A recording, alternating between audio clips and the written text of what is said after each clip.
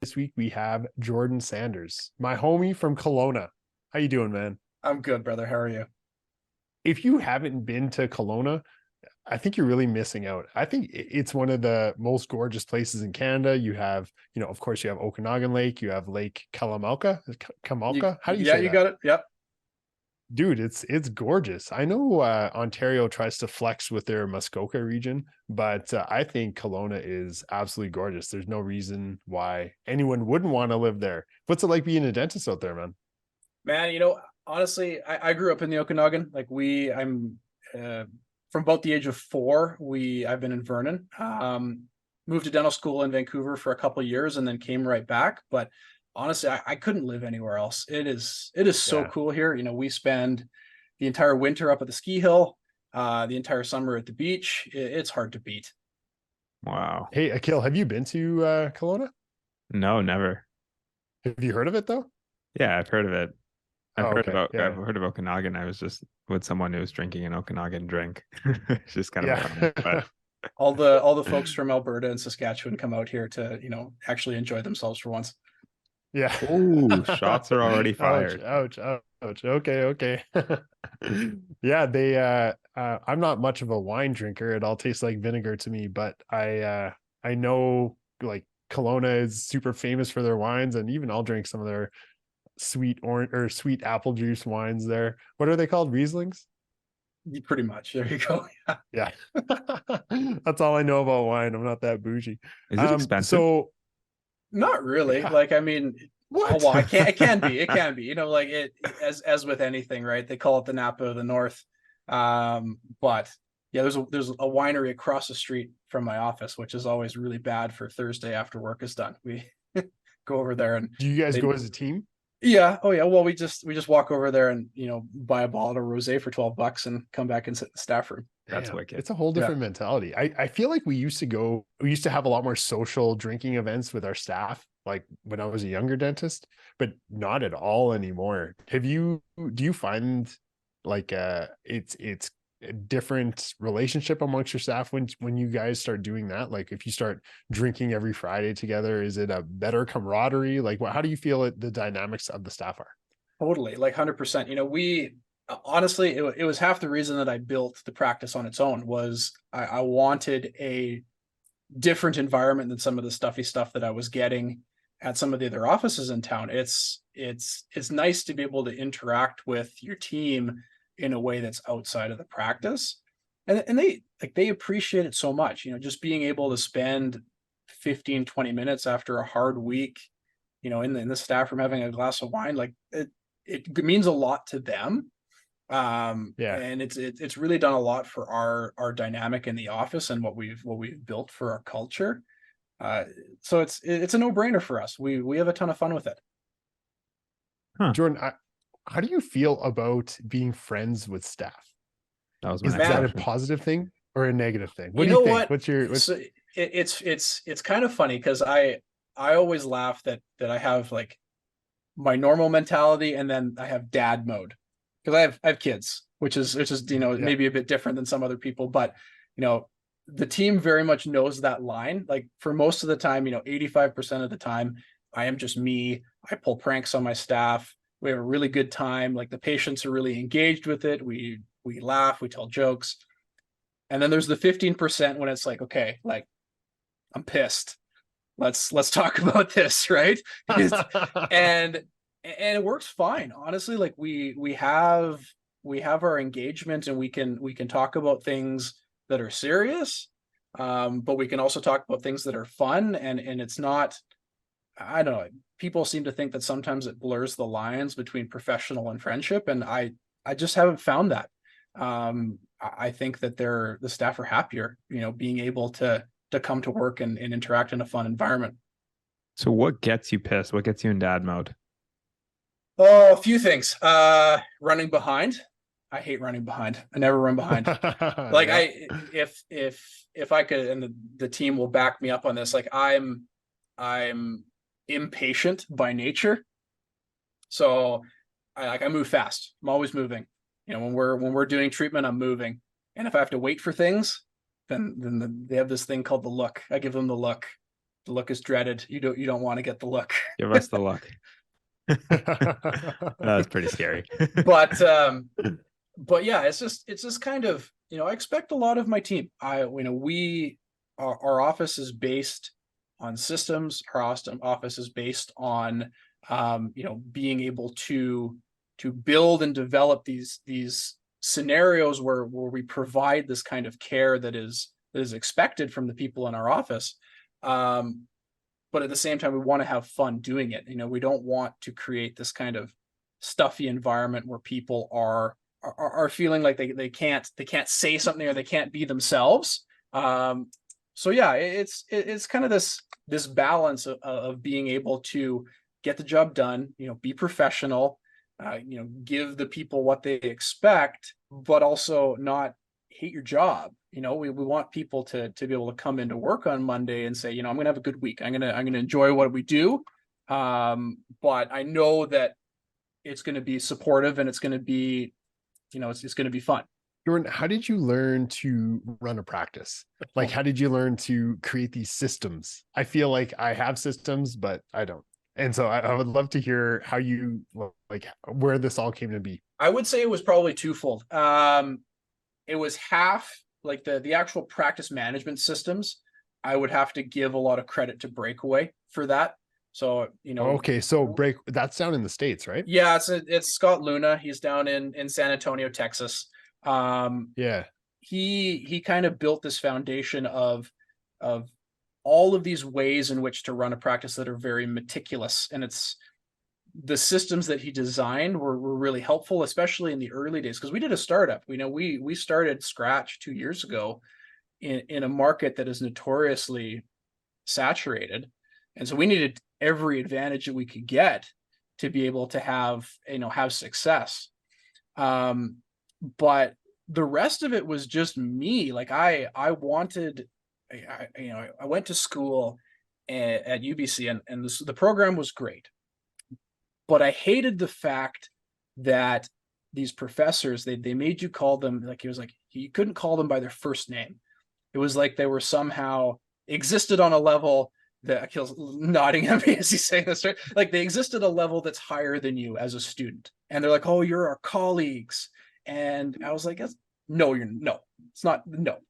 even facts. Cause you're not even letting me call you by your first name while we're having a beer together in the beer gardens.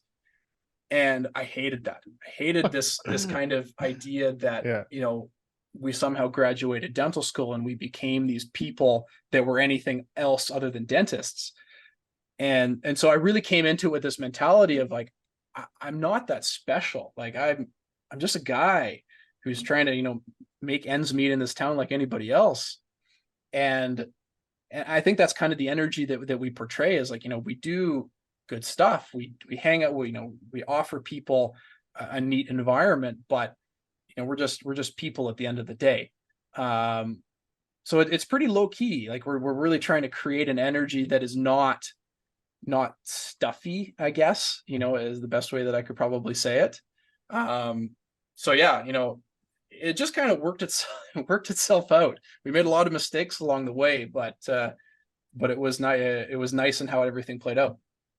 How'd you know what direction to go in when you graduate? Because it's sort of funny. You found Breakaway, right? Mm-hmm. For a lot of people, that just means a movie about a bunch of Indian hockey players. Yeah.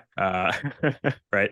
But obviously it's not that. But how did you know what direction to follow? Like, okay, practice management is where I need to go to get information. Because some people would just be like, oh my gosh, I need to go down this rabbit hole of composite bonding strengths, right? Dude, yeah. You're totally right. I think every dentist does that. That's a great question, man. How did you know to go down the practice management route? It's so smart. Yeah. Like, I mean, I associated for a number of years before I kind of went on this venture. And it was interesting because initially I everybody told me doing a startup is crazy town. Like you're nuts. You're trying to open a practice in a completely saturated market, and that is psychotic. Buy something that somebody else has established that is way smarter. And so I tried to do that. I tried a couple times, and I I always laugh about it that, you know, as dentists, we have kind of a personality disorder. You know, we have these things where we think we know what we want, but we don't. You know, it's kind of changes every day. And that's when you're trying to buy a practice, that doesn't work, right? You Wait, know, expand on that. yeah. Like it, so imagine buying somebody else's culture. And that's probably the best way is, you know, you have these visions, you come into this idea of practice ownership and say, this is what I want to do. And you're walking into an environment where can you realistically do that? And that, I would say most of the time, probably not. Like most of the culture issues that you're going to run into is going to be resistance to change. And when you're buying a practice, that is 100% going to be the problem. And that, you know, unfortunately for me, that was it. You know, I wanted to do so many things and make, you know, set up so many things. It wouldn't work. So you kind of get into these situations where you're trying to say, I want to buy this practice, but, you know, you want too much money for it, or, you know, you want all of these concessions that are unreasonable. And oh, by the way, you know, our staff, you know, have done things this way for 25 years. Yeah. And they're not going to change. And you know what? It's not really, you can't really expect them to either, right? You know, it's not fair to go into an environment with a group of people and say, hey, by the way, we're going to do this completely different. And so I think it took a couple of times for me to realize that what I should have done all along was just open my own practice, because you know, all those problems go away.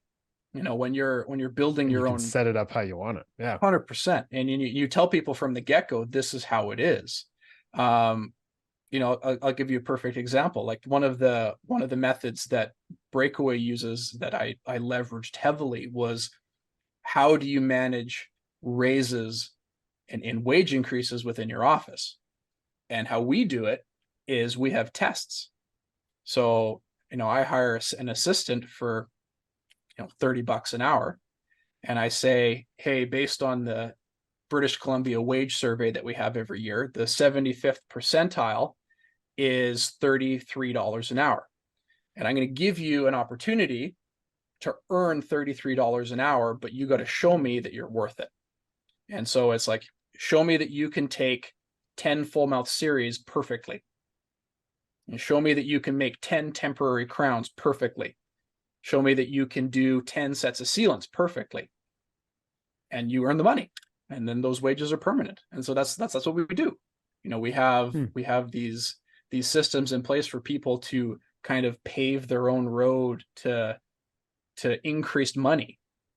And, you know, that attracts a certain type of person, which is exactly what I wanted.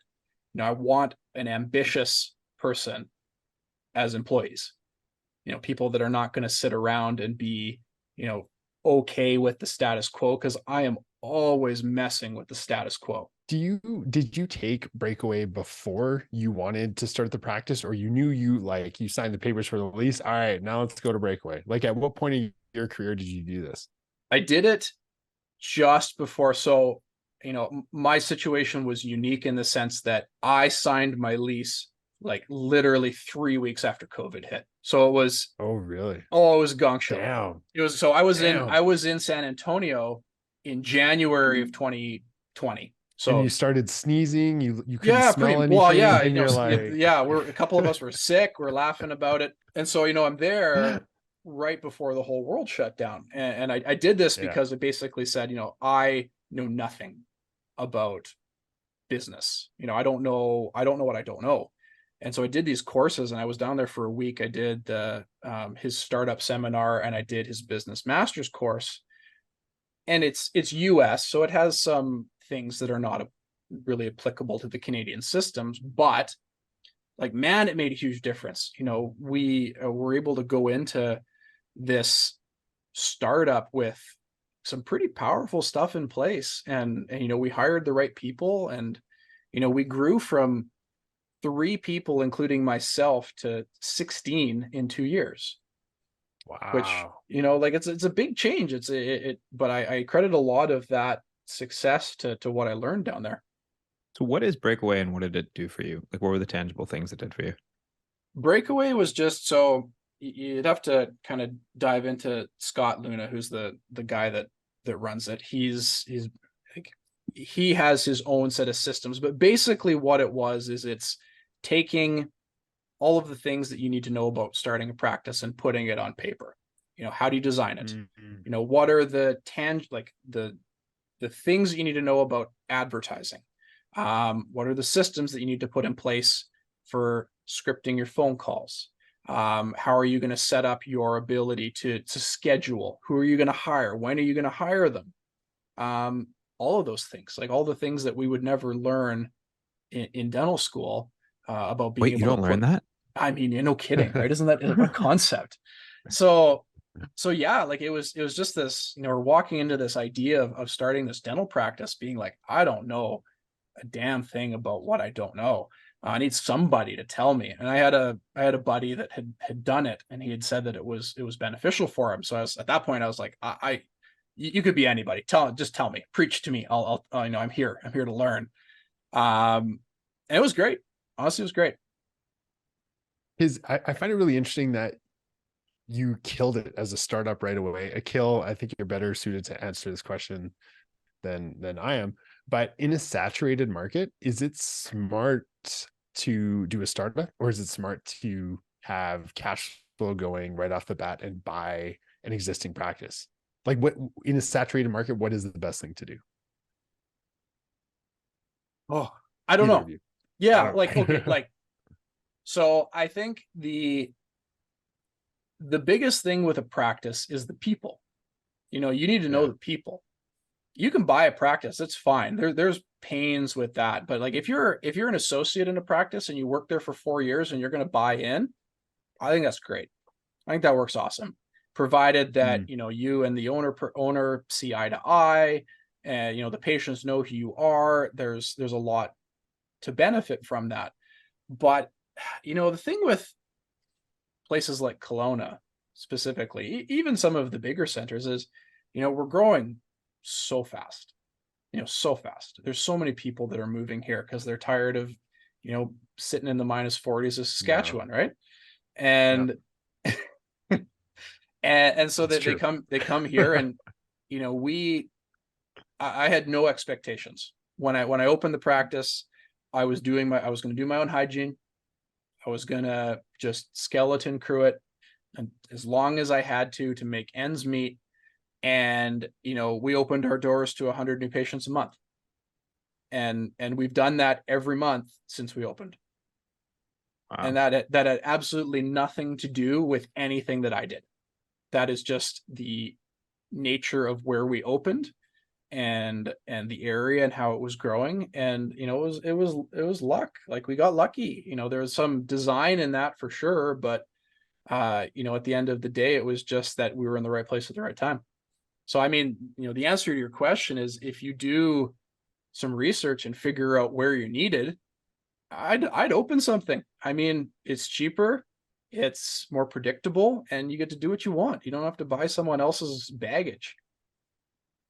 What's your, I'm really interested in mentality. And I wonder, when you start a practice, what was your mentality? Was it, are you the kind of person that's like grow or die? Or are you the kind of person that's like, if they show up, they show up and things work out in the end? What was your mentality? Because it's a huge investment and you're kind of just sitting Mhm. there waiting for I someone to mean, walk in the door.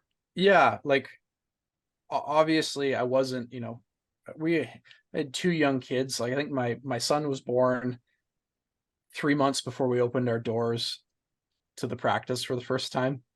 And so, yeah, obviously we wanted to be successful. There was this idea of, if we build it, are they going to come? It was really stressful. We're like, we're hoping, we're crossing our fingers, we're saying, God, like, I better do all of these things. But I mean, part of it too was that paranoia probably drove some of the success. I went around to every single business within a kilometer of the practice and dropped off like brochures, and like, hey, come see us, we're a new dental practice in town, and tried to encourage their staff members to come and their, you know, the people in the apartment buildings to come. And that was a huge part of our first initial flow of people, was just this list of names that we generated from some of that initial ground marketing. So I mean, yeah, like healthy paranoia gets you places, I guess. It's good to not be too kind of, you know, blasé about, you know, hoping that people will just show up, because I know lots of places where they don't. No, you're totally right, because I see it all the time. People are struggling and they are doing their own hygiene, which I find really difficult as a dentist to comprehend. Because one, I failed my scaling competency in school, so I don't feel like I'm actually qualified to be scaling anyone's teeth. And B, hygienists are so much better at it than I do, but yet when dentists start a practice, like, yeah, I'm gonna do my own hygiene.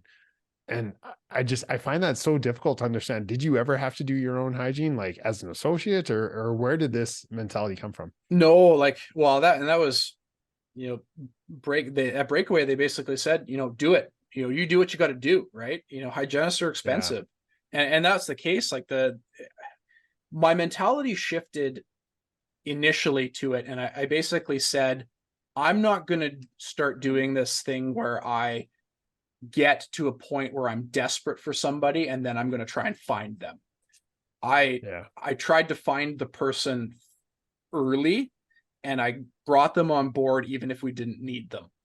So, you know, I've been probably overstaffed for the past 2 years, but I did that because I was like, I'm trying to find the best. I'm trying to find the best hygienist, the person that like everybody loves, and you pay them well and they stay forever. And that's kind of the idea. Like I did my own scaling for 2 weeks because I hired a new grad hygienist, and she didn't have her license quite yet. They're trying to sort through some of those details.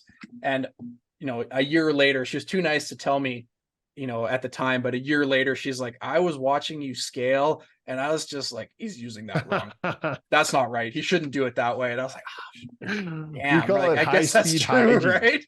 High speed hygiene. You just pull out a finishing burr and you just go around the teeth. I use a sickle scaler for everything. It's like, oh, you can use a sickle scaler for everything, right? It's just, you just whatever. That's the only one there is. That's the only. I don't all need the other numbers scalers. Just mean they don't work. Yeah, exactly. It's like, give me the pointy one. I'll get the stuff off. It's fine.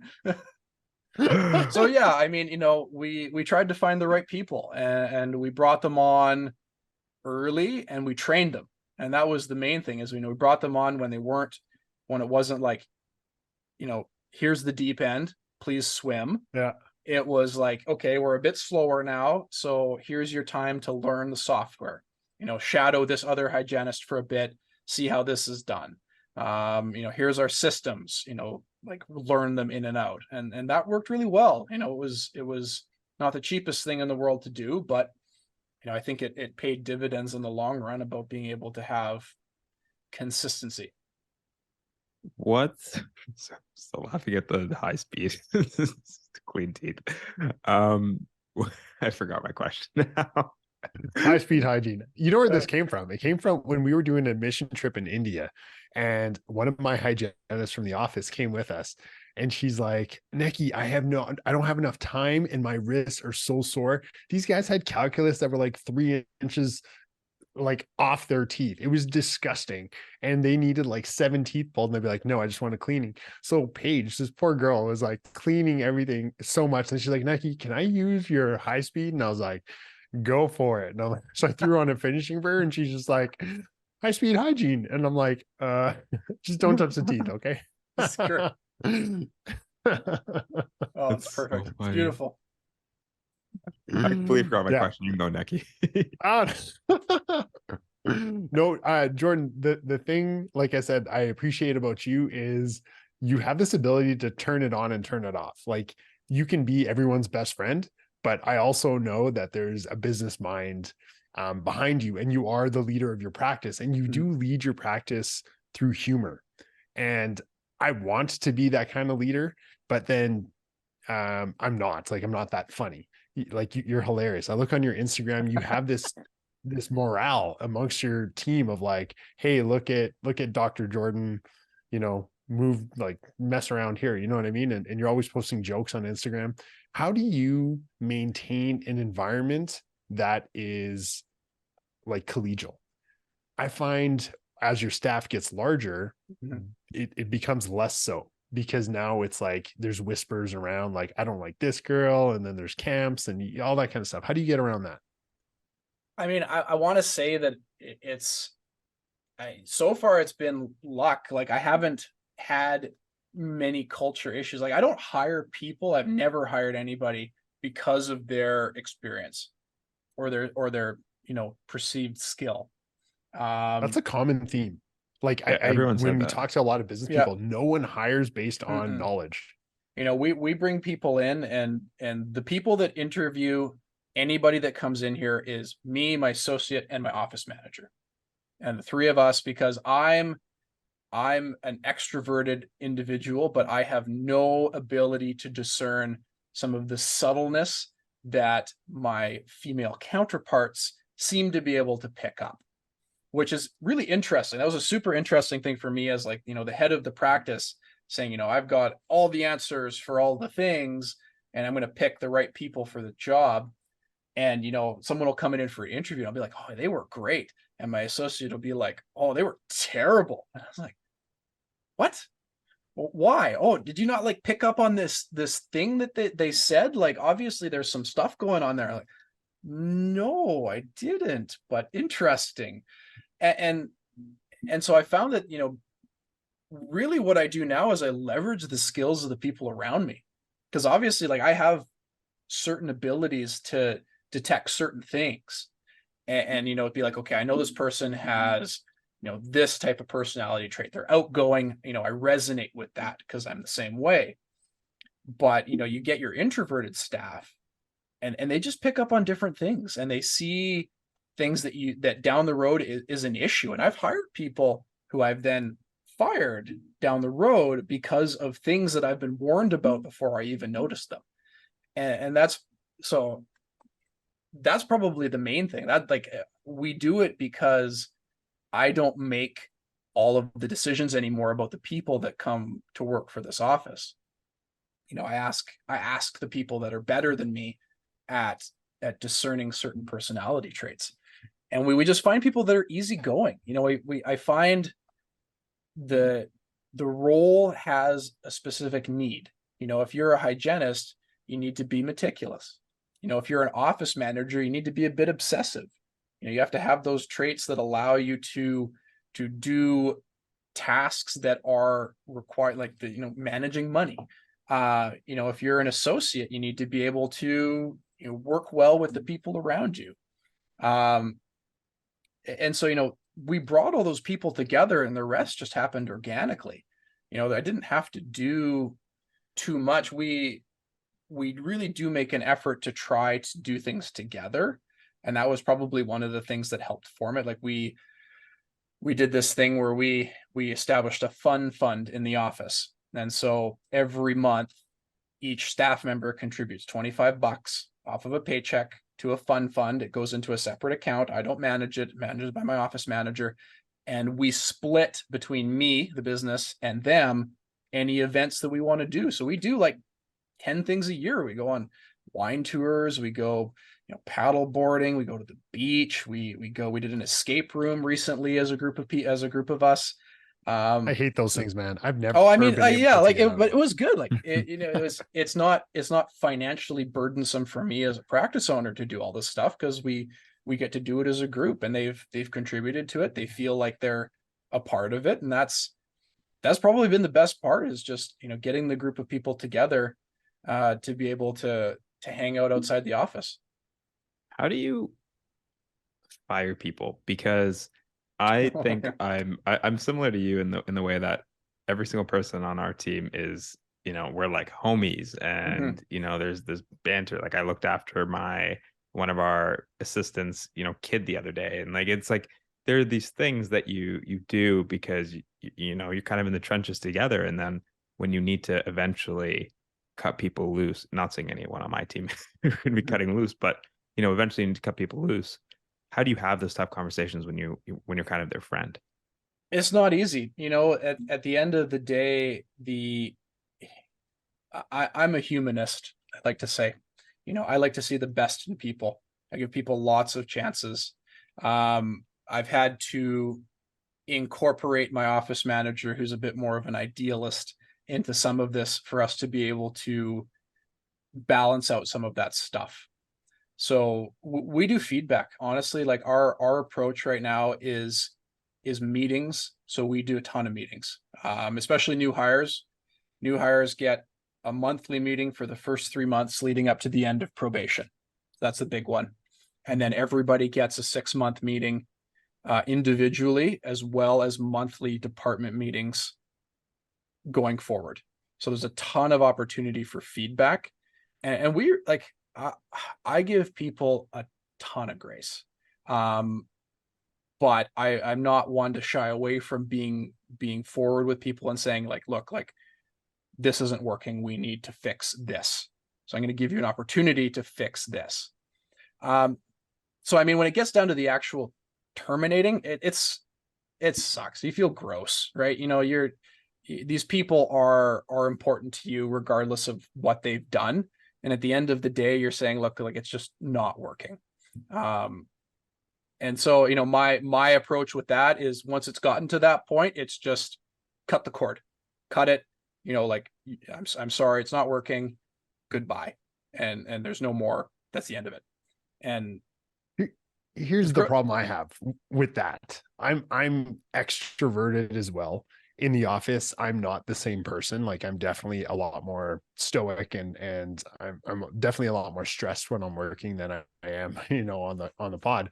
But I find that I'm easily manipulated by my staff. Mm-hmm. And I find that I want everyone to be my friend, and I try to go around every day to, say, hey, what's up? What are you doing this weekend? Like, not talk about dentistry, to show a lighter side, right?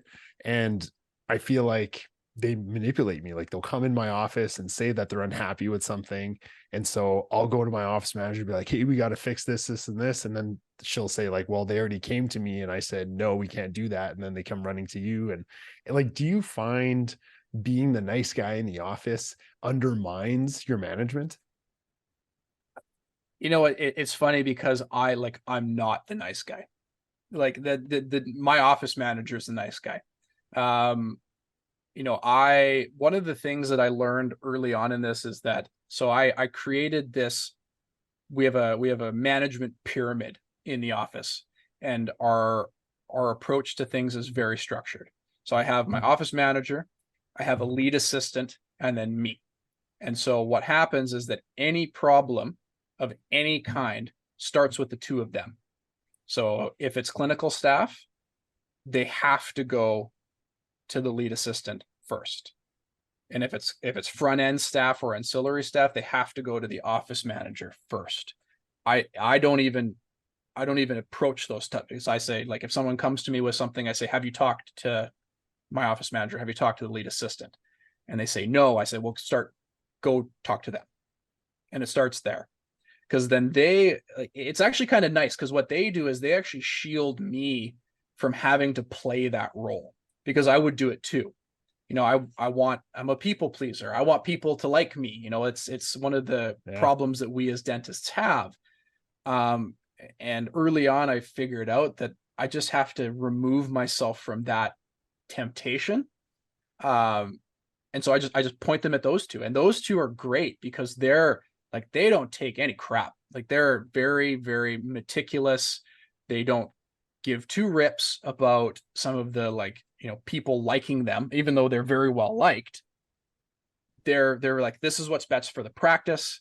This is what's best for the group as a whole. This is what we're going to do. And so I don't have to deal with any of the weird things that some of the people come to with. And even if it does get to the point where it does come to me, the two of them come to me first and say, here's all of the information that we have about all of this stuff that's been going on, and now you have to kind of approach this. And so I can go at it from a pretty informed perspective. And we give off a united front, which is probably the biggest thing, because they feel heard, the staff feel heard. And, then now once I come into the mix and, I guess lay down the final verdict of whatever was not able to be sorted out at the lower levels, everybody seems to be okay with it. And that's worked well for me. I mean, I don't want to work any harder than I have to. I got too much else going on. Why are dentists like, why did you say we're people pleasers? Because you're not the first person that said that. Nike says that all the time, and Kyle Stanley said that as well. Oh, Why do you man. think that's the case?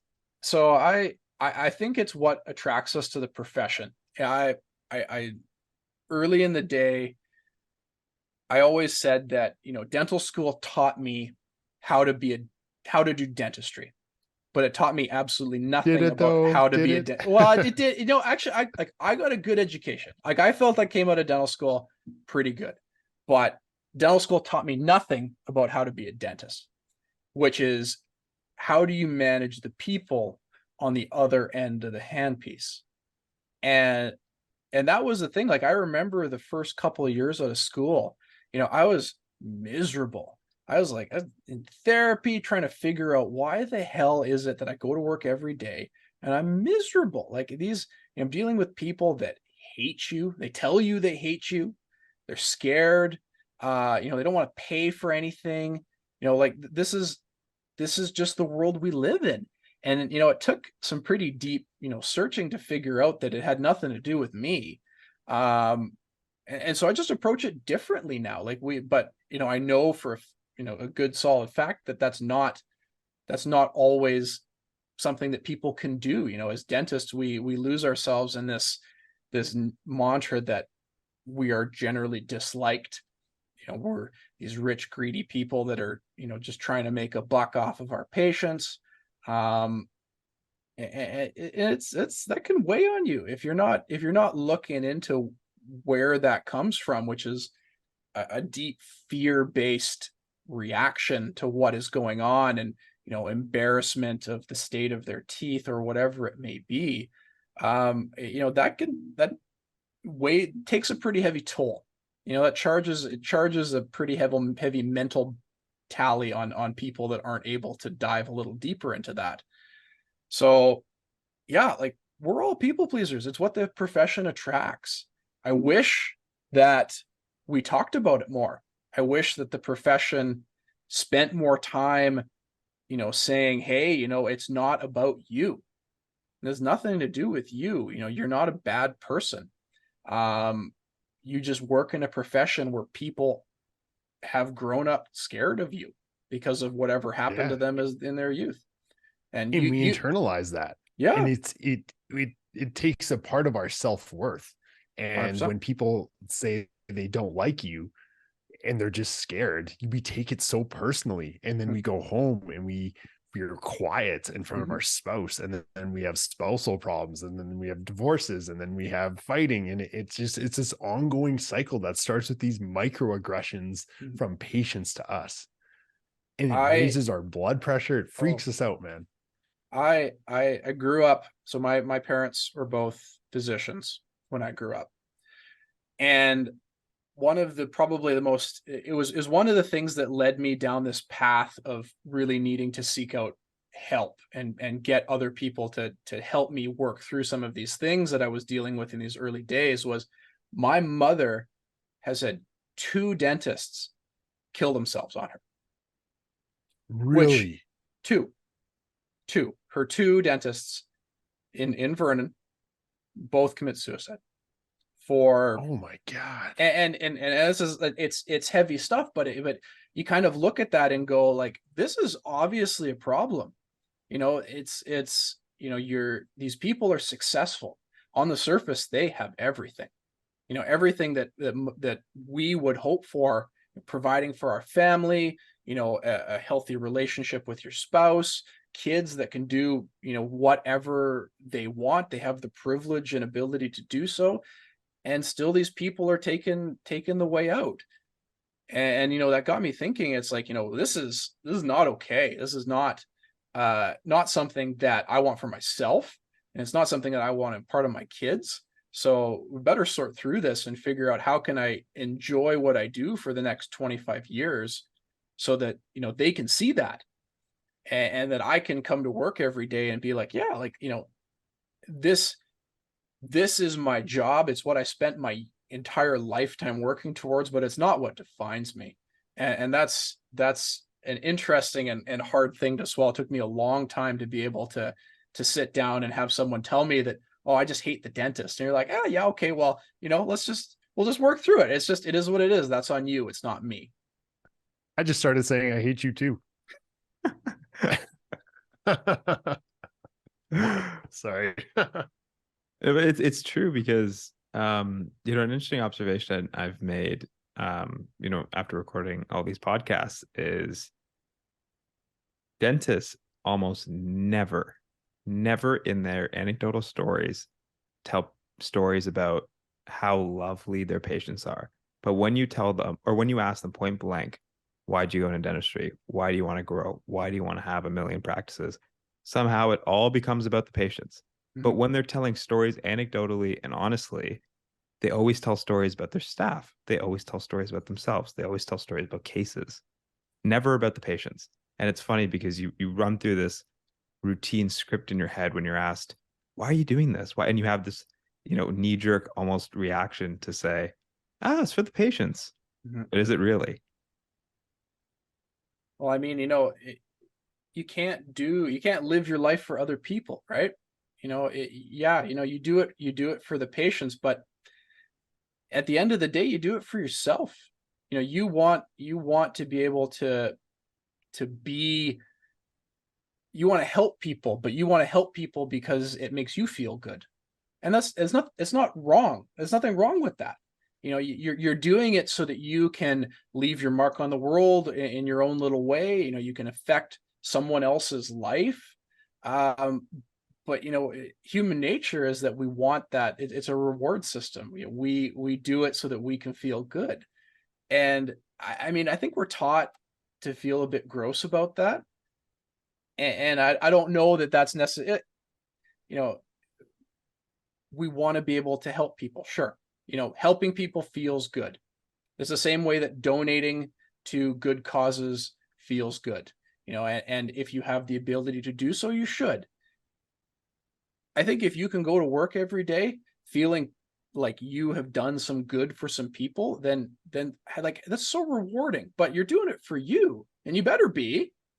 You better get something out of this, or else it's a long career to live for other people. I kill. I have nothing to say right now because what do I tell you all the time? This is exactly what I say. No? You were saying it. Yeah, it's we do things.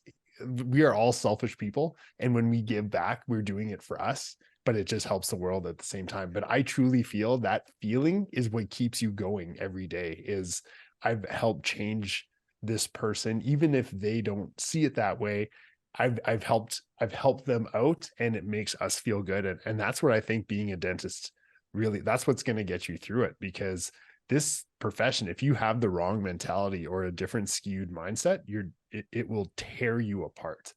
And I really think if, I went to therapy too, just like you were saying, if we don't have those skills in place, this is not the right profession for a lot of people, including me a lot of days, because I feel deflated coming home and at work, and I take it out on my staff. And I think you felt the same way too, hey, Jordan? Well, I mean, like, think of it this way, and maybe you can resonate with this. How often do you put that implant in and it's a little bit off angle and you're pissed? Today? You're pissed. Yep. Like you're pissed. Yep. And you're sitting there and you're going, man, like that was crappy. I did crappy work. Blah, why am I even doing this? This person deserved better.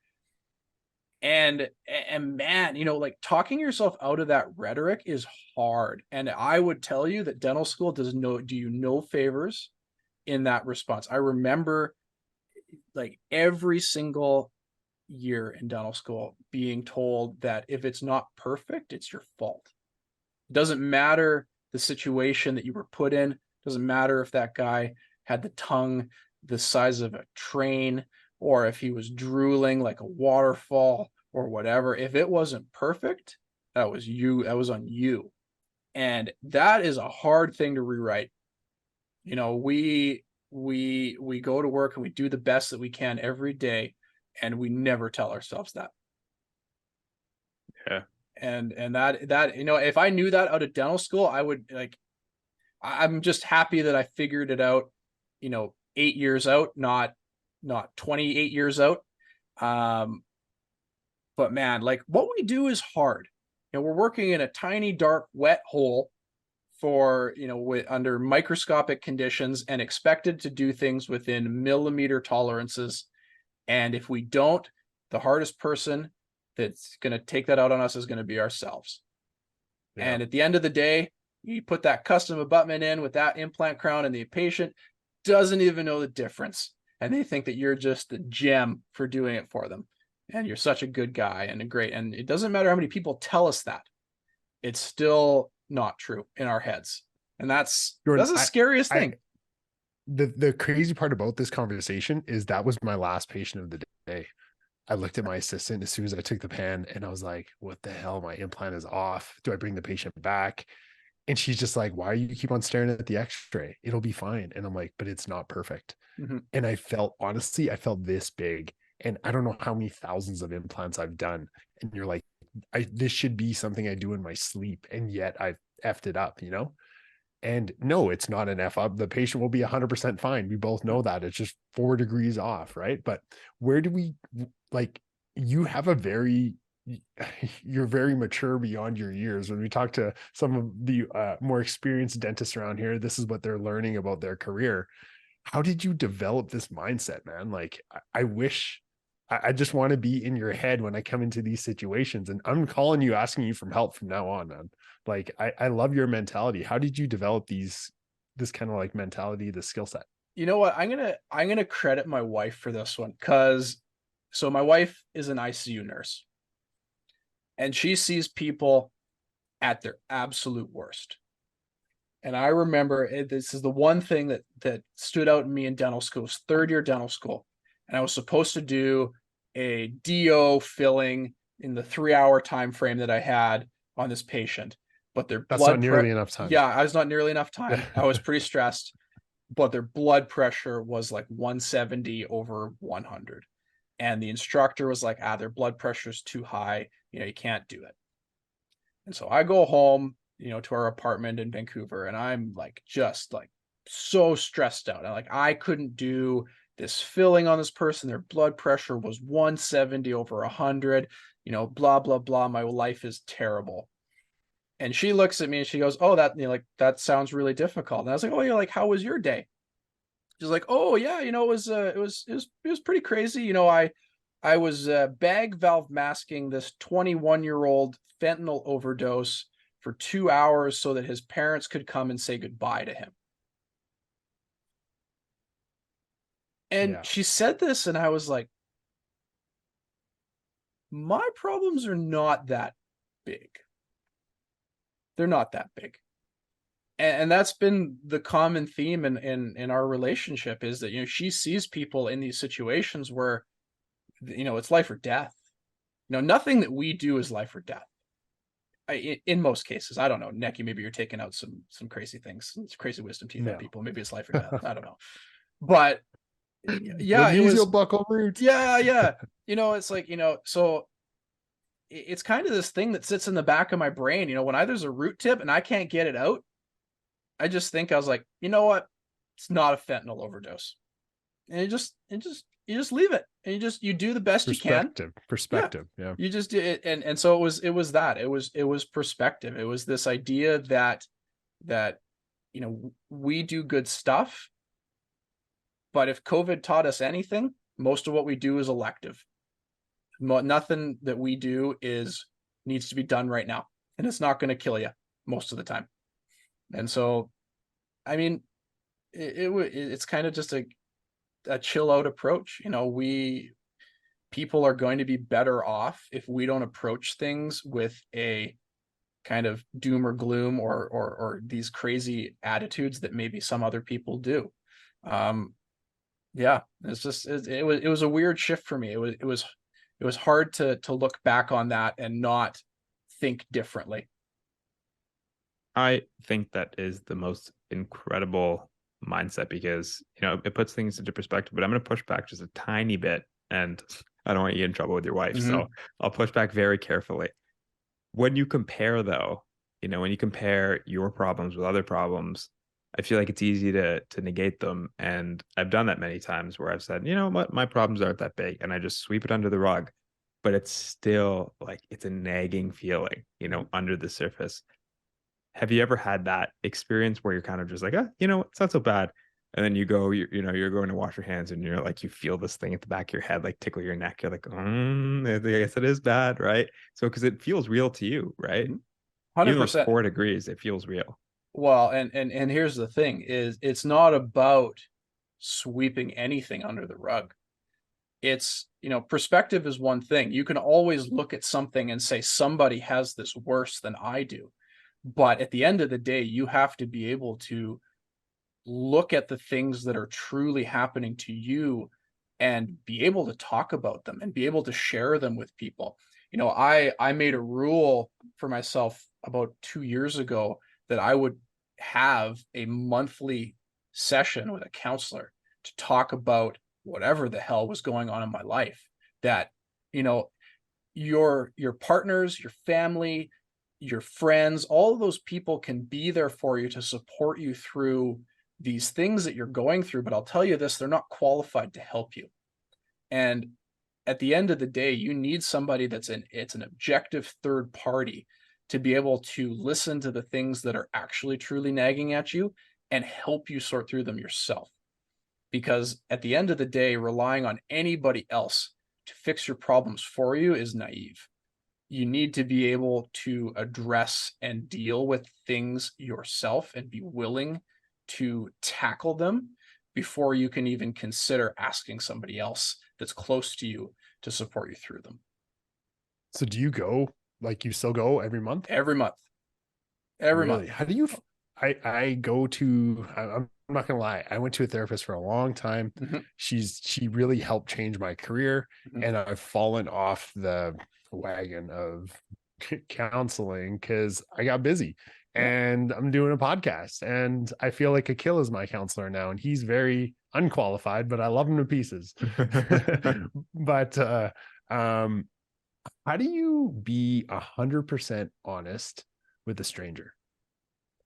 I find it difficult because I'm Yep. like, I don't want this person to judge me. They're in my community. They're in Kelowna. They're in wherever. You know what I mean? Like, they Yep. are part of our community. How do you stay honest? You know what? It's so funny because I am an identified people pleaser. And for the first probably half dozen counselors that I went through, that is exactly what I did. I told them Yeah. what I thought they needed to hear for them to be proud of me for the progress that I was making. Without It wasn't helping me in any way. I was just making them think that I was great. Yeah. So what was the solution to that is I Zoom counsel someone in Vancouver. So they're not in my community. So Oh, that's one thing. So they're wow. yeah. So I have every third Monday at 7 p.m. I have a counseling session with someone in Vancouver, and so they're I never even considered that. yeah, and That's the thing. they're out of town. It's easy. And Oh, I found someone that was particularly good at calling me on my BS. So they, you know, essentially found somebody that said, you know, that I don't believe a word you just said. That is this. Tell me how you really feel. And that was the key. Like that's what I really needed. Like I was very good at just saying what I needed to say, yeah, I went to therapy. I'm doing great. While not actually really addressing anything. To having someone, you know, spend some time and actually say, okay, well, you said this, but tell me the truth now. And that took a little bit. That took 6 months or so for me to kind of, you know, realize that I can't pull the wool over this person's eyes, and I need to look at these things in a more kind of objective and vulnerable position to be able to dive into them. Um, and so that's what I do now. You know, it's not perfect. I still have problems just like anybody else. You know, we are we are in this weird dynamic as dental office owners where we're one dude at the head of a 16 or whatever 35 person, in your case, Necky's, group that are mostly women. And, no one prepared you for that. No one. I'm blown away. You can do counseling through Zoom. I didn't even Yeah. It's the best. Honestly, it's 7 p.m. on a Monday night. It's great. I recommend it. You just go into Google and type in Zoom counselor. Like, how do you recommend a dentist find someone? That's a tough one. You have to connect with the people. Okay. Honestly, I bet that if you were to ask a group of fellow dentists, I would hope at least half of them are seeing somebody. 10% will admit they are, but half. Yeah.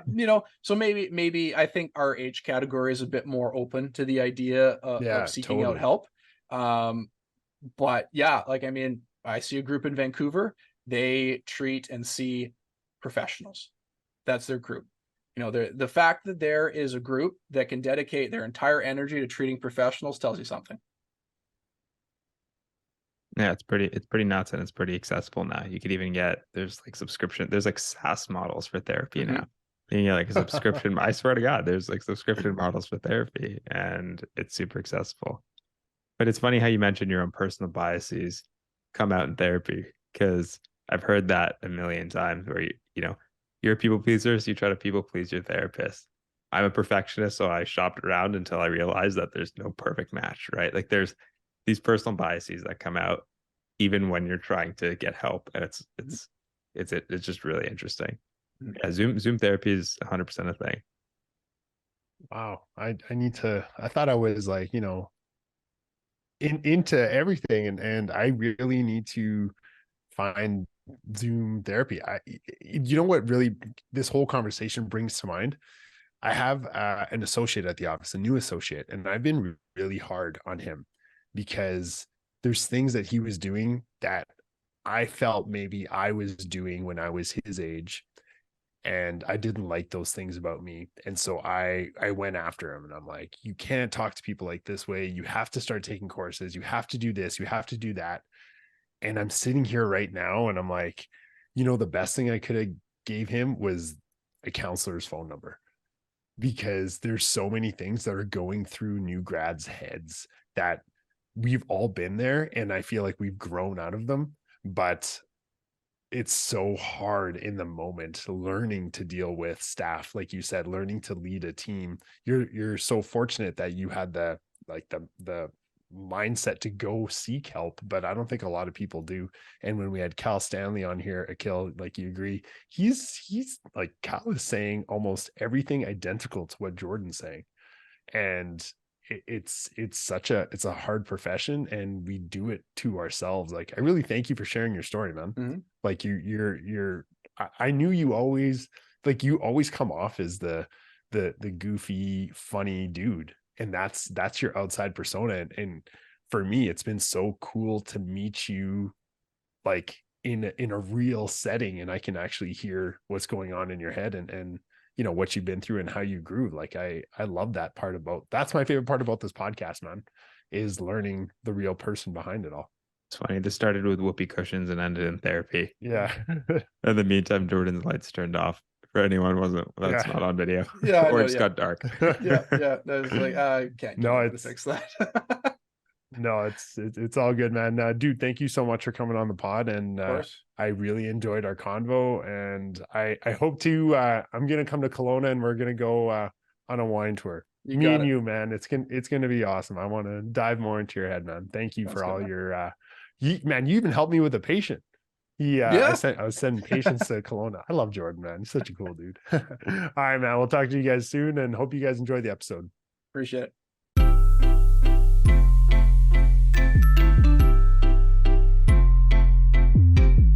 Welcome to the Hi, I'm Necky.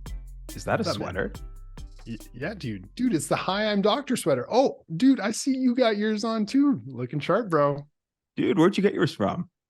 It was super easy, man. I just went on to our website, www.hiimdoctor.com. That's HIIMDR.com. We have a website. We must be raking in cash from selling these sweaters. Dude, we are killing it. I mean, if that includes losing money on every single sweater that we make, I think we're doing really well.